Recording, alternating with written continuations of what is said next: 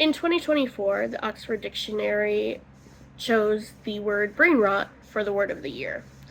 Brain rot is defined as the supposed deterioration of a person's mental or intellectual state, especially viewed as a result of overconsumption of material considered to be trivial or unchallenging, particularly online content.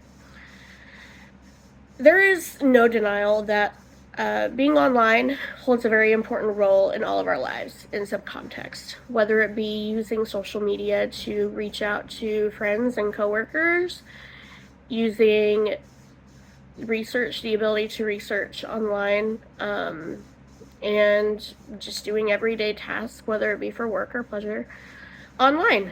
It's said that the average person spends about almost 2.5 hours on social media on average. This is a very interesting position because this has never been a spot that humans have ever gone to before. We've never had this much access to a space where we can get a hold of everyone else's ideas and research and opinions nearly unfiltered. As someone who has had the very unique position of being born in the late 90s, where social media and technology were there, but not as relevant as it is today. My family could not afford to have all of the gadgets that we have now. So I was raised primarily offline. I watched TV, of course, but I was playing outside and actively seeking out friendships with other people and hanging out in person with them. And now, as an adult, I have access to the internet and my phone and all this information, and I can tell that it's starting to decrease my functioning a little bit. I find that I have less patience for things. I'm constantly looking on my phone to scroll through social media when I'm in a spot where I don't have to do something, or I struggle to think more critically about opinions I have and opinions that other people have. So consider this your guide to not being as chronically online. Our brains are knowledge seekers.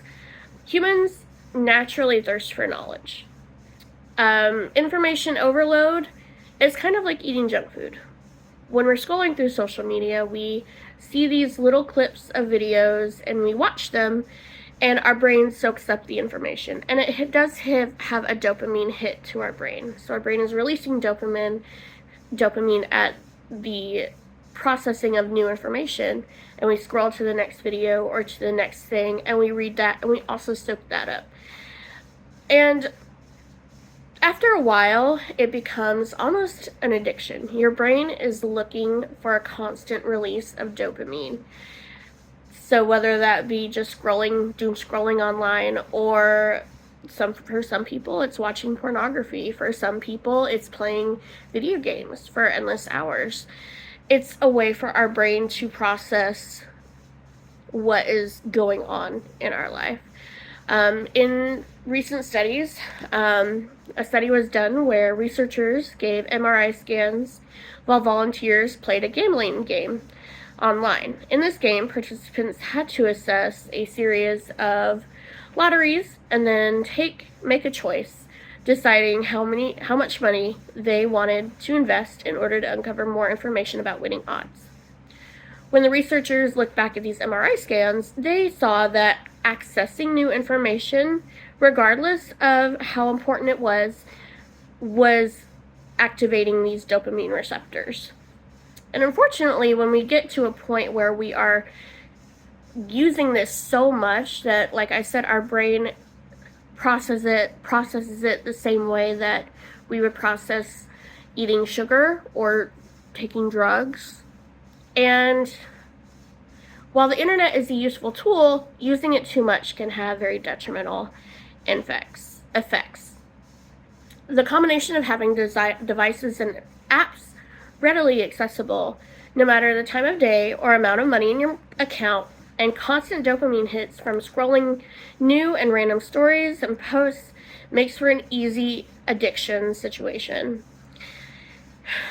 According to a study in 2012, it was noted that whenever the application is, whether it's just general surfing, pornography, social networking, message boards, video games, these activities support unpredictable and variable reward structures. And so the experience is intensified when combined with mood-enhancing / stimulating content. In another study from 2023, it is noted that it was reported that approximately 74.5% of university students spent 2 to 6 hours on social media each day.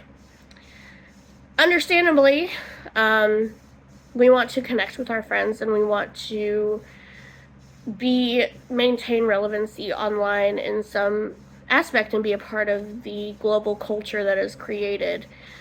And so the dopamine hits are constantly received, and therefore a case for addiction is made.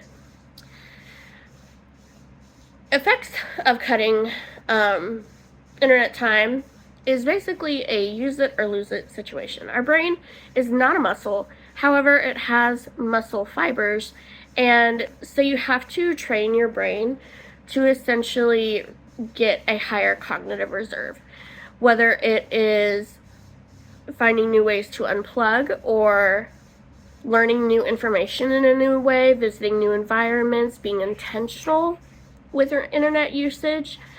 Those are all ways that you can strengthen those neural connections, according to Utah State University.